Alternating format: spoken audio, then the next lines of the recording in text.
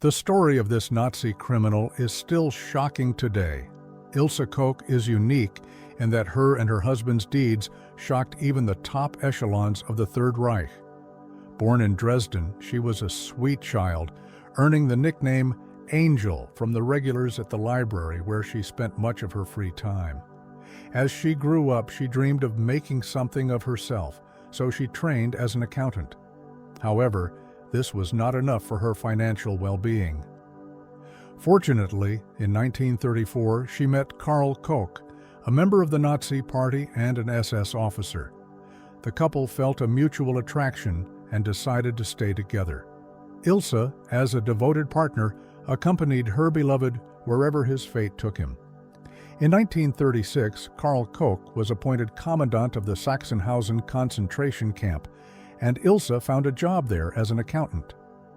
2 years later, Karl Koch quickly gained a reputation as one of the most notorious sadists in Sachsenhausen, beating prisoners with a whip embedded with razor blades, branding them, and enjoying torturing them with pliers.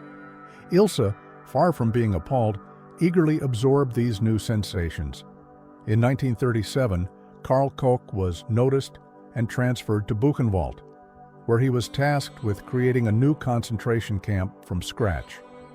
Here, Ilse Koch worked hand in hand with her husband. Many prisoners recalled that they feared her more than her husband. She enjoyed strolling through the camp, selecting random victims to beat with a whip until they were half dead.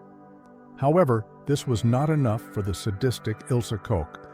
She acquired a German shepherd, and her favorite pastime became setting the dog on prisoners, especially pregnant women. She loved watching the prisoners' terror as the dog tore into their flesh.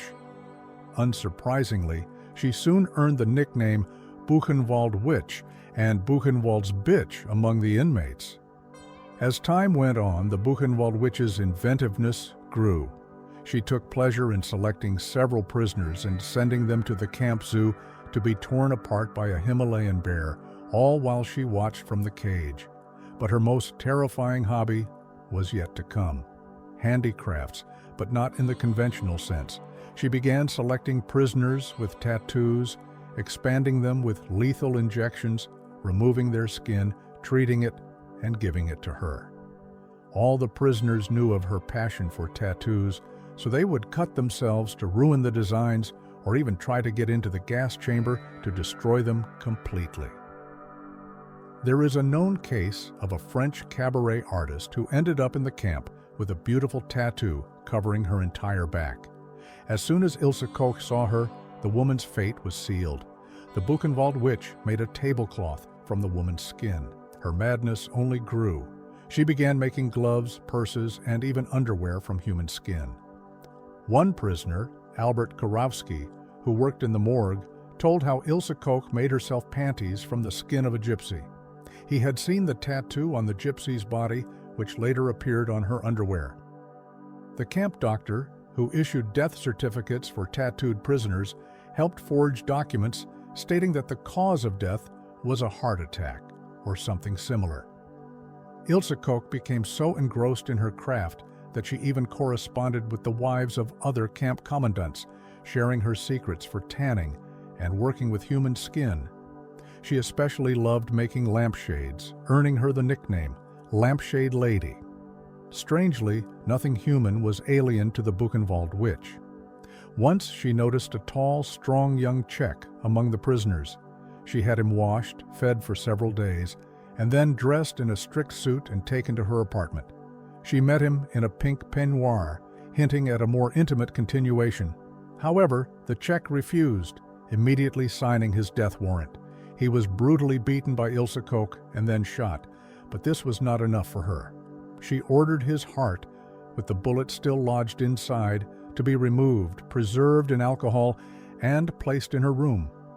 Under the light of a lampshade made from human skin, she gazed at the pierced heart and wrote tender, romantic poems.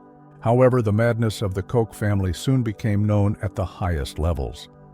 Karl Koch was accused of killing an SS officer who had complained about extortion by his superiors, as well as a doctor who had secretly treated him for syphilis. The most surprising accusations, however, were embezzlement and excessive cruelty towards prisoners. This was a unique case where executioners were accused of exceeding the authority of executioners. If this could have been overlooked, the embezzlement of about 1 million marks was considered the most terrible crime. Despite all requests to be sent to the front and given a chance to atone, Karl Koch was found guilty and sentenced to death. The sentence was carried out in April 1945, and he was shot in the courtyard of the Buchenwald concentration camp. Ilse Koch managed to escape punishment because there was no direct evidence of her guilt, and she had hidden her forgeries well.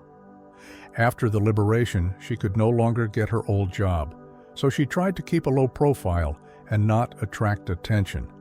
Paradoxically, her arrest and detention for a while gave her the status of a fighter against the Nazi regime, in which she had happily lived until 1947.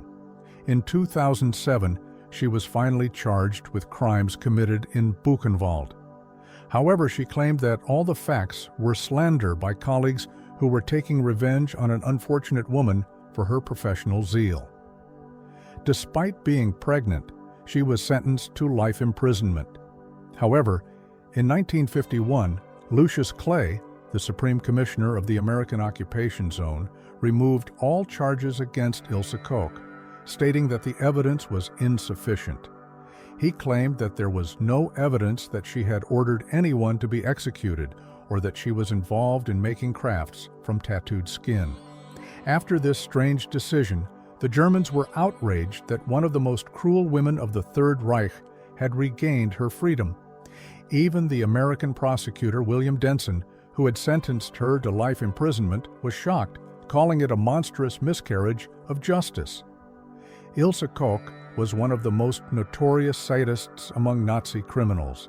It is impossible to count the number of people who wanted to testify against her, not only because she was the wife of the camp commandant, but also because she was a creature cursed by God. To be fair, after being released from the American prison in Munich, she was immediately arrested by the German authorities and put on trial again.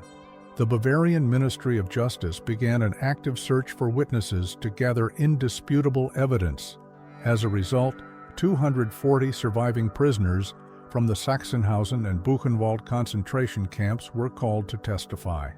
Based on the evidence, Ilse Koch was sentenced to life imprisonment again. However, the sadist never admitted her guilt, even in letters to her son, where she categorically denied any wrongdoing, claiming that she had only sincerely and honestly fulfilled her duty to her homeland. Her son was the only person who visited her in prison. During his last visit, she complained about the injustice and that she had started to sleep poorly at night, haunted by the spirits of the dead prisoners from the concentration camps. Unable to bear these visions any longer, on September 1, 1967, Ilse Koch had her last dinner, wrote a farewell letter to her son, and hanged herself in her cell with tied-together sheets. Her son later took his mother's maiden name, Keller. In 1971, he even tried to restore his mother's good name by writing a heartfelt letter to the New York Times, but the letter went unanswered. What do you think about it? Share your thoughts in the comments. Your opinion is very important to me. Don't forget to give me a like if you liked it, and subscribe to the channel so you don't miss new episodes. Thanks for watching, and see you in the next video.